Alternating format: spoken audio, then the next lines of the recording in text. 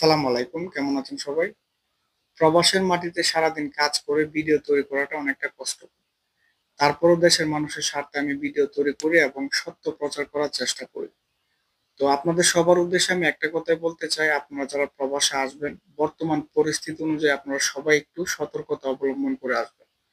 কারণ হচ্ছে আমাদের দেশের মানুষের অধিকাংশ ক্ষেত্রে বিদেশে আসার পর বিভিন্ন বিপদের সম্মুখীন হচ্ছে এবং কাজ পাচ্ছে না কিংবা সমস্যায় পড়তেছে।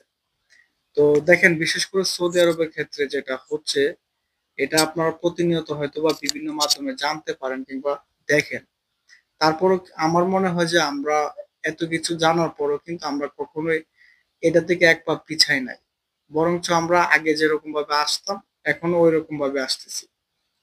আর এই সৌদি আরবে এখন বাংলাদেশের মানে অবৈধদের সংখ্যা এতটাই বেশি যেটা লাগামহীন হয়ে গেছে। তো সেক্ষেত্রে আমি আপনাদেরকে এটাই বোঝাতে চাই, বর্তমানে সৌদি আরবে কাজের সংকট অনেক বেশি। কাজ নাই। আর হচ্ছে লোকের সংখ্যা এতটাই বেশি যে মানে তারা কাজ না পেয়ে অবৈধ হচ্ছে কিংবা ভালো কোম্পানি না পেয়ে তারা অবৈধ পথ বেছে নিচ্ছে। তো আপনারা যারা আসবেন, দেখেন, আপনারা যারা বিদেশে আসেন, শুধু আপনার জীবনের সাথে শুধু আপনার জীবনটা নির্ভর করে না। আপনার পরিবারের জীবনটাও আপনার জীবনের সাথে নির্ভর করে।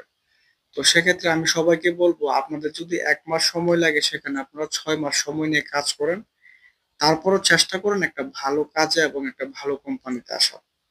কারণ হচ্ছে এখানে আসার পর আপনার যদি কোনো সমস্যা হয়, সেক্ষেত্রে কিন্তু আপনার সাথে আপনার পরিবারের জীবনটাও কিন্তু ধ্বংস হয়ে যাবে। আর আমি যেটা মনে করি, বিদেশে আসার পর যদি কেউ বিপদের সম্মুখীন হয় এবং প্রতারণার শিকার হয়, তাহলে আমি মনে করি যে তার মানে ২য় বার আর উঠে দাঁড়ানোর মতো সুযোগ থাকে না। তো আমি সবাইকে রিকোয়েস্ট করব, আপনারা একটু ধৈর্য ধরে এবং হাতে সময় নিয়ে বিদেশে আসেন।